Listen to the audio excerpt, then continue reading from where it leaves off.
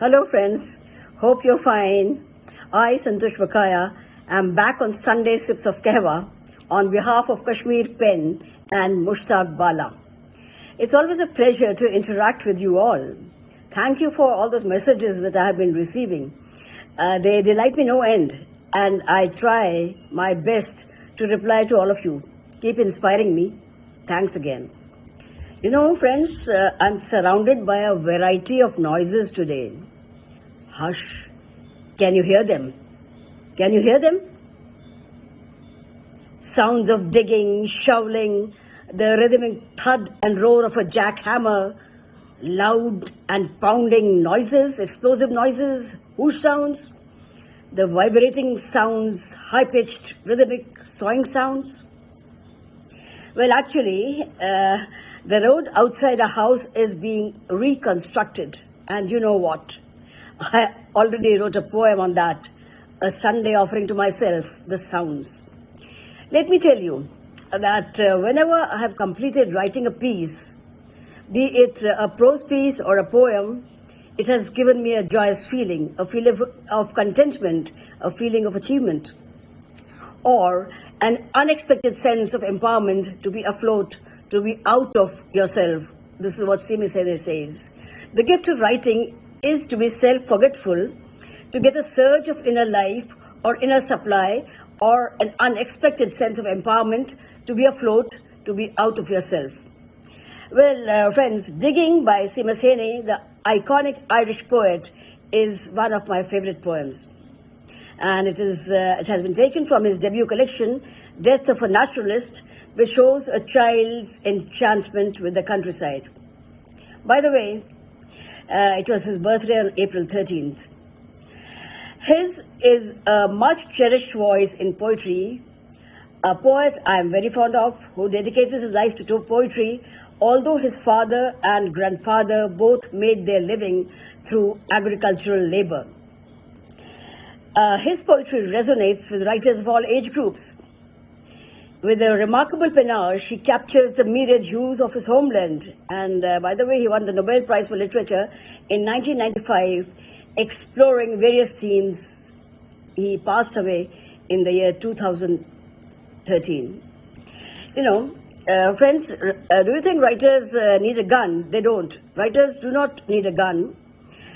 With their pen, they can satirize, they can exhort, they can spread joy, and even kill. They can even kill all vile viruses, all negativities, all rampant evils, and create a parallel world where love and only love reigns. The pen has the capacity to write such powerful words that can bring a transformation in hearts and minds. And we find Seamus Heaney wielding the pen in exactly the same way as his father and grandfather had wielded the spade. With a nimble elegance, he digs and digs through layers of memory, meaning, and history. The pen, he tells us, is definitely mightier than the sword. Let me quote Seamus Heaney again. He says that I have always thought of poems as stepping stones in one's own self of oneself. Every now and again, you write a poem that gives you self-respect and steadies you going a little bit farther out in the stream. At the same time, you have to conjure the next stepping stone because the stream, we hope, keeps flowing. So on that note, let me read out a few lines from his poem, which I think will inspire you. He says, he begins his poem, Digging, with the words, "Between my finger and my thumb, the squat pen rests snug as a gun. Under the window, a clean rasping sound. When the spade sinks into gravelly ground, my father digging, I look down till his straining rump among the flower beds bends low, comes up 20 years away, stooping in rhythm through potato drills where he was digging. My grandfather cut more turf in a day than any other man on Toner's bog. Once I carried him milk in a bottle, cocked sloppily with paper. He straightened up to drink it, then fell to right away. nicking and slicing neatly, heaving sods over his shoulder, going down and down for the good turf, digging. So his father and grandfather, before him, they were always digging. They had to deal with agricultural labor. But he says that he never learned how to use a spade. So he says that he ends the poem with these words: between my finger and my thumb, the Scott pen rests, I'll dig with it.